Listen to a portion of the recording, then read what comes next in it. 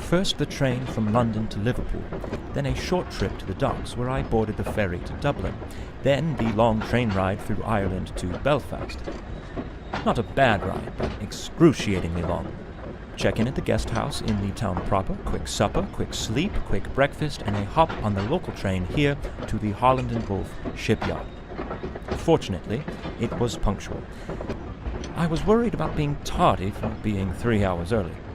My darling Claire always said to me, "Robin, you better get out of the house right now and go be useful for someone." She always did lovingly encourage me to show up for work early and give my best effort.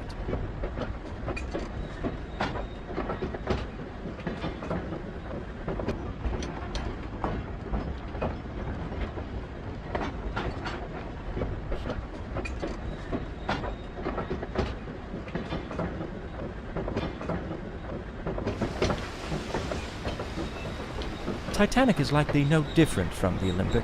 They're structurally identical. The Olympic underwent these trials months ago, so this should be a simple repeat. I board, observe her during the sea trials, vote aye or nay on her certification, and then I ride her back to Southampton. Come on, Robin, you can't mess this one up, as Claire always told me.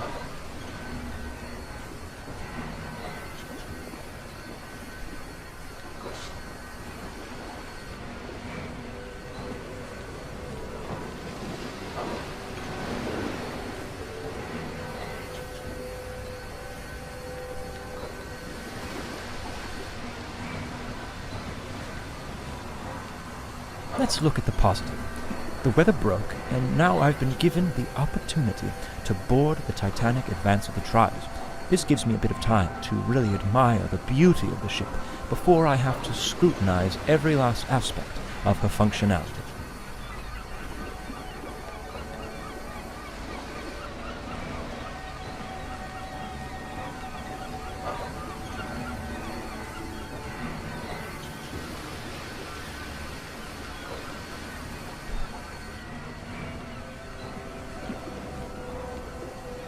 I had better find my way aboard. But I suppose there isn't reason for too much haste. No one else has even arrived yet, it seems. Plenty of time to explore if I desire. I'm quite surprised by the amount of confidence the industry is placing into this ship.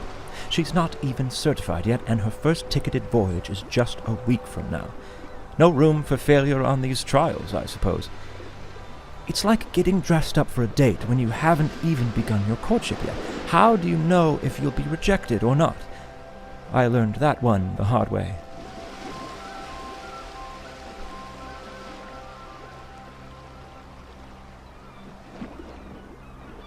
Belfast Lough is beautiful, with the hills around it and the morning fog. It reminds me of what I always imagined Puget Sound would be like. A man sure can make a living out in Seattle, if he can hold off the plague.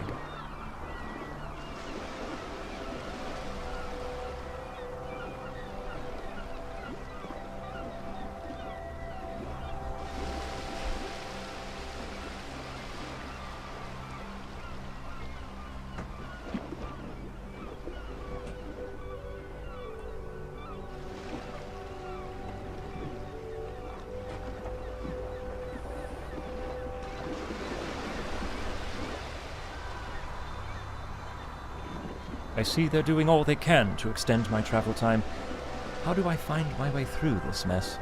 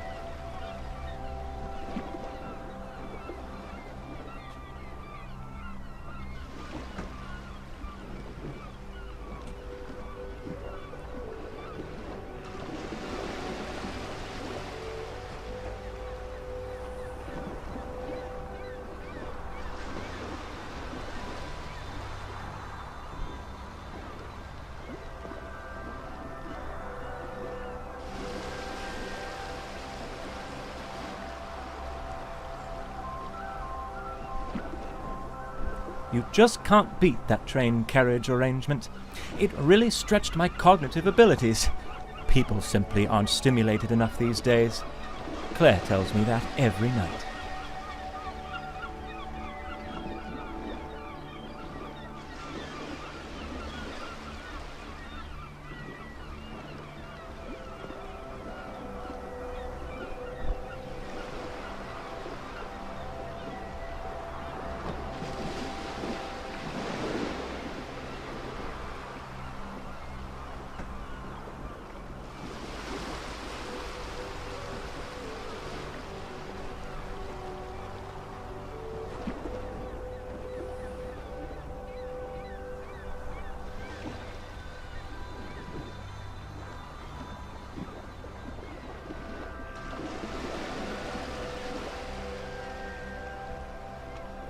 Since the aft gangway is blocked, I'll board here through the first class.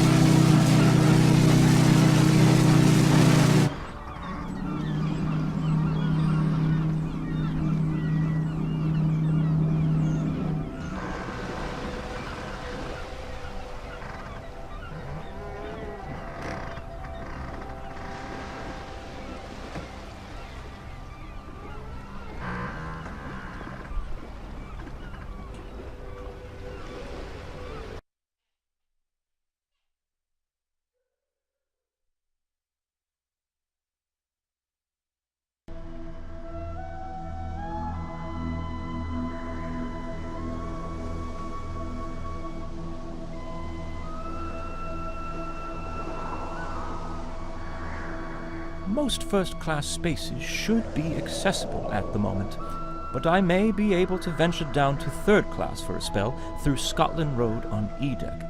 I believe I'm boarding before anyone else. Robin, right now you're the most handsome man on the Titanic.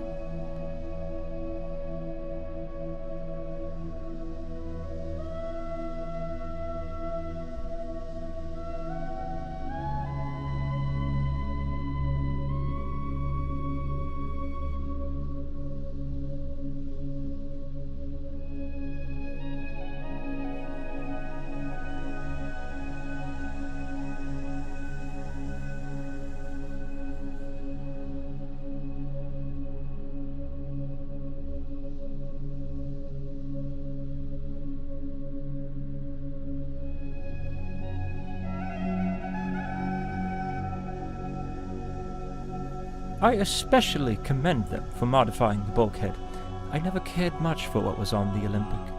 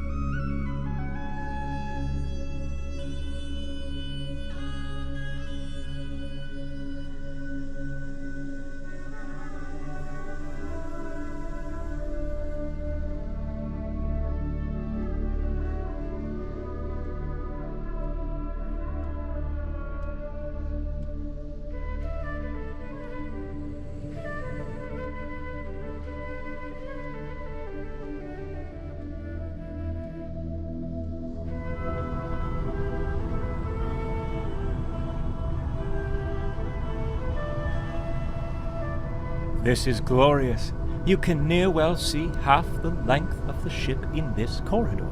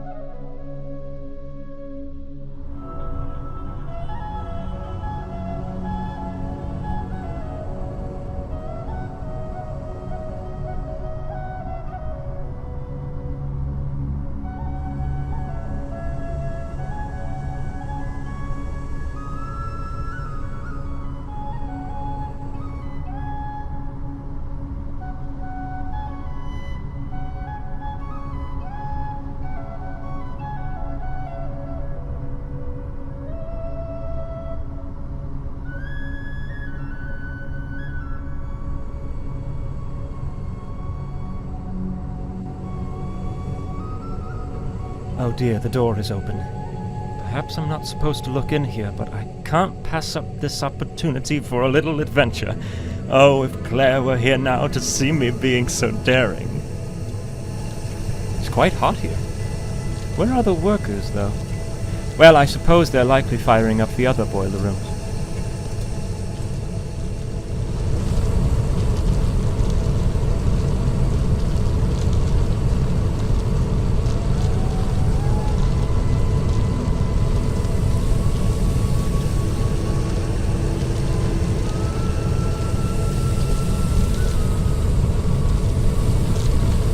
These machines are massive.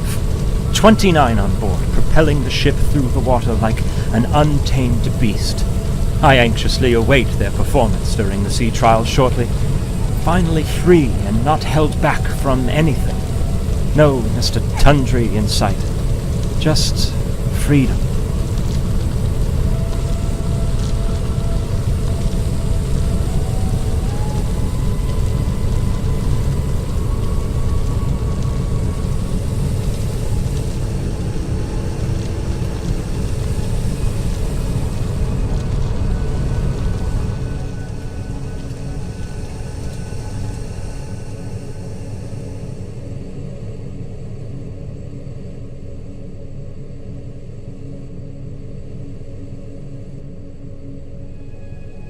How by Edward did I get myself here? Climbing too high, I think. No, Robin, it's not your time to get your angel wings just yet. No, not just yet.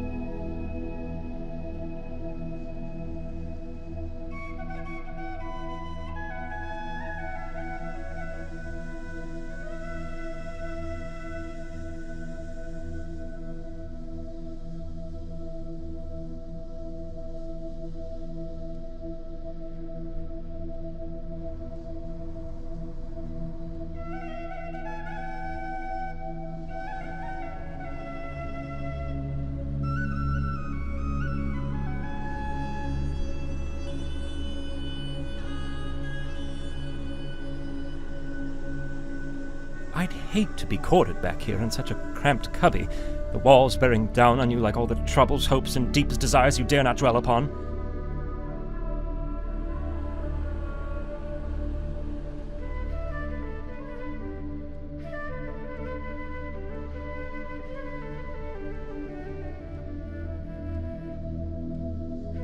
A nice Arabian motif with cooling colors as passengers relax after their time in the baths.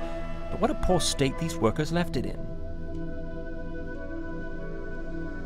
Who on earth is that lucky dog testing out the electric bath?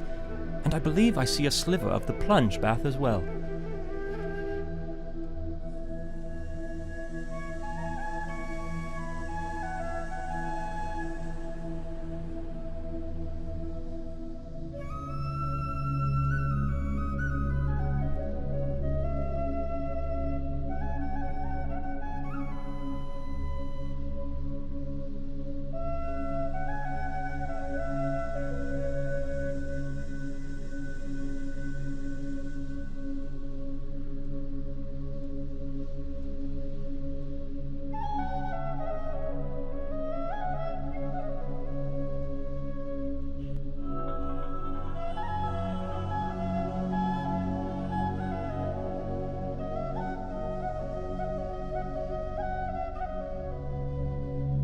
The lifts are out of order.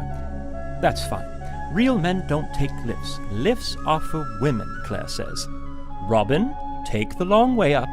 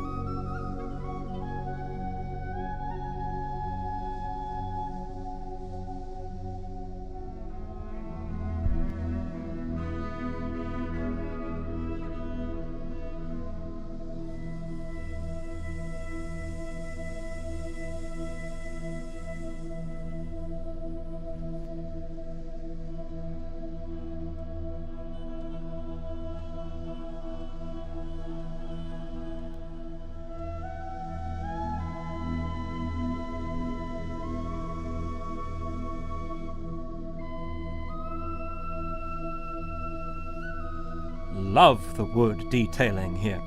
It's absolutely perplexing. Now that's a craft I can really respect. Lovely wood. I've always been fond of wood. When younger, I used to cut wood for the poor folks 2 streets over.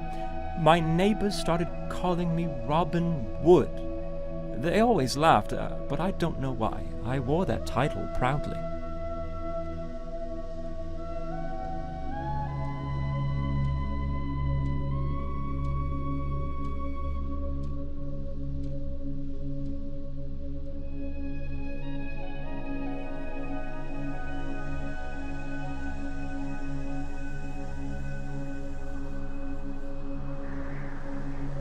Really does remind you of Paris, though excepting the smell of overflown sewage. Wonderful memories are coming back to me of that city.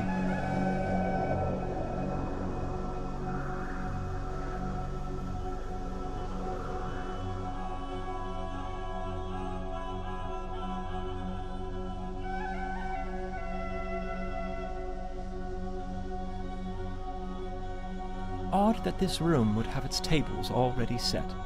Mr. Gotti hasn't even boarded yet. Oh well, top marks for presentation.